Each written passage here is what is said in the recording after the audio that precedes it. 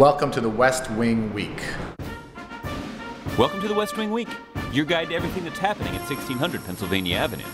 This week, the President spoke at the annual NALEO conference in Orlando, Florida, hosted the congressional picnic, and addressed the nation on the Supreme Court's decision on the Affordable Care Act, while his administration announced grants for cities hiring veterans as police officers and spoke with students about college affordability. That's June 22nd to June 28th, or the right thing to do. That was the right thing to do.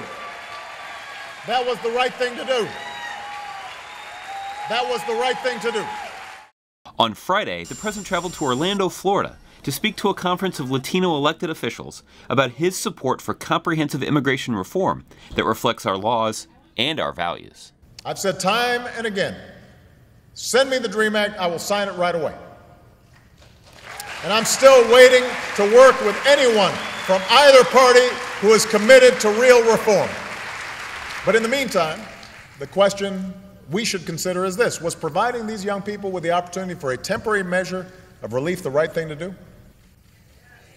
I think it was.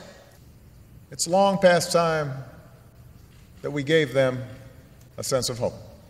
Saturday was the 40th anniversary of Title IX. Let's go to HHS Secretary Kathleen Sebelius for an installment of This Day in History. Preserve, protect, and defend the Constitution of the United States.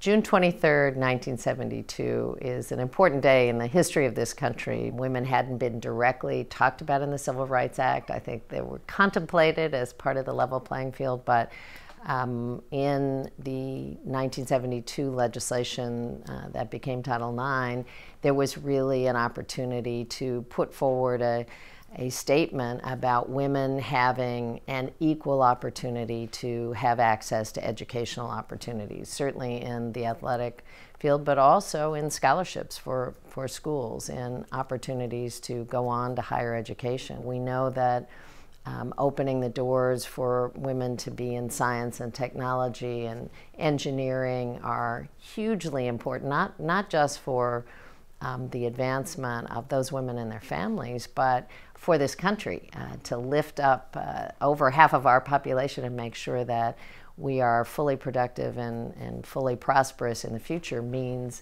empowering women and girls, and Title IX took a huge step in that direction. On Monday, the Vice President joined a conference call announcing the administration's Vets to Cops hiring grants to over 220 cities and counties across the country, creating law enforcement positions for post-9/11 veterans. They have to deal with issues ranging from electricity to unemployment in Afghanistan and Iraq. So a remarkable bunch. And a lot of them want to keep serving when they get back. And these comp grants are going to help them get that chance. There are shields sitting in drawers that are authorized by the local police department that could be filled now, giving people jobs.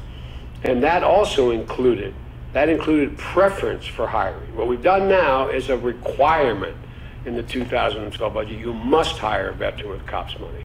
On Wednesday, Secretary of Education Arne Duncan joined us for a special session of White House office hours. During a live Q&A on Twitter, Secretary Duncan answered your questions about the administration's school reform policies and our commitment to college affordability.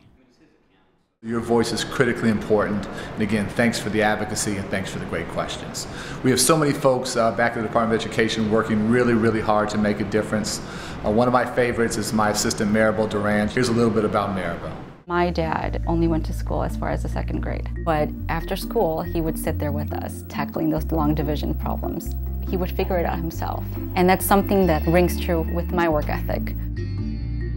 We're trying to help and partner with states and with local school districts to make sure that they have the necessary tools to graduate more students so that we're once again at the top compared to other nations. We're working really hard in trying to make that a goal for not only us as an administration, but for every governor, every principal, every teacher, that we're all on the same page in terms of producing a lot more students that go to school.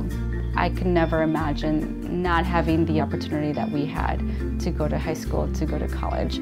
So I make that a point in my life as a parent.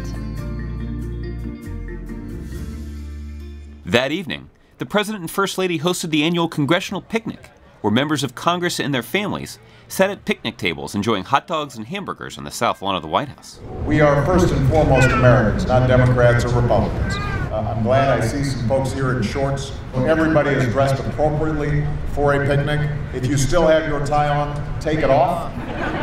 On Thursday, the president spoke to the nation about the Supreme Court's ruling on health care reform. With today's announcement, it's time for us to move forward, to implement and, where necessary, improve on this law.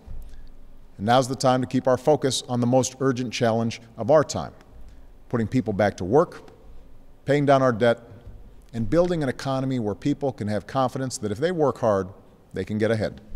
But today, I'm as confident as ever that when we look back 5 years from now, or 10 years from now, or 20 years from now, we'll be better off because we had the courage to pass this law and keep moving forward. Thank you. God bless you, and God bless America. To find out more information on any of these topics or to see complete videos of these events, go to whitehouse.gov. And thanks again for checking out your West Wing Week. Are you eating your dress? That is wonderful. You are eating it. You're eating your dress. Absolutely. Look at it. You look adorable. I like that little bonnet. That's old school. Get the bonnet.